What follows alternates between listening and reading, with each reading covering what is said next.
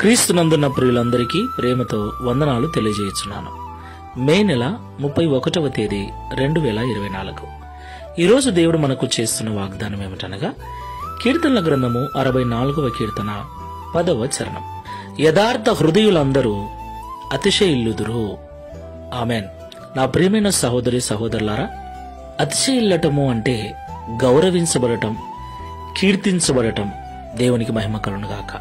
మనమందరం కూడా అందరూ మనల్ని గౌరవించాలని, మనము లేకపోయినా మన గురించి కీర్తిస్తూ ఉండాలని మనం కోరుకుంటాం. అది మంచిదే. అయితే గౌరవం అన్నది, కీర్తి అన్నది మన దగ్గరున్న డబ్బును బట్టో, పదవిని బట్టో, ఉద్యోగాన్ని బట్టో వస్తుందని చాలా మంది అనుకుంటూ ఉంటారు. అది నిజమే. అయినా డబ్బు ద్వారా, పదవి ద్వారా, ఉద్యోగం ద్వారా వచ్చే ఆ కీర్తి, ఆ గౌరవము అవి ఉన్నంత వరకు మాత్రమే ఉంటుంది. అంటే వాటి ద్వారా వచ్చే గౌరవము అశాశ్వతమైనది.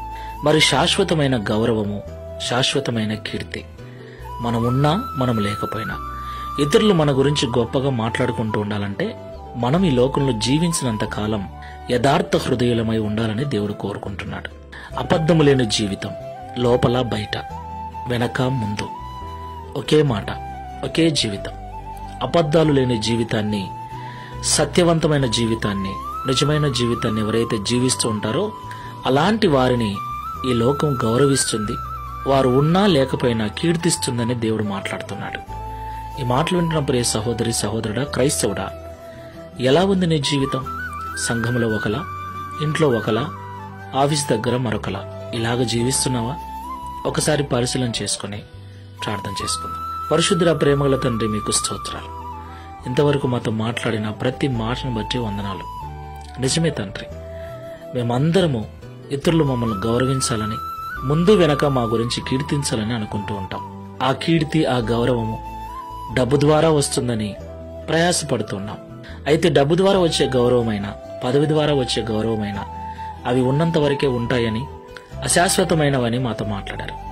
శాశ్వతమైన గౌరవము, శాశ్వతమైన కీర్తి మా యథార్థ హృదయం ద్వారానే, మా యథార్థవంతమైన జీవితం ద్వారానే వస్తుందని మాతో మాట్లాడారు. ఈ ప్రార్థనలో ఏకీభిస్తున్న మేమందరము కూడా సంఘములోను, ఇంటి దగ్గరను, సమాజములోను, పనిచేసే చోటను, ఎక్కడికి వెళ్ళినా ఒకే మాట, ఒకే జీవితం.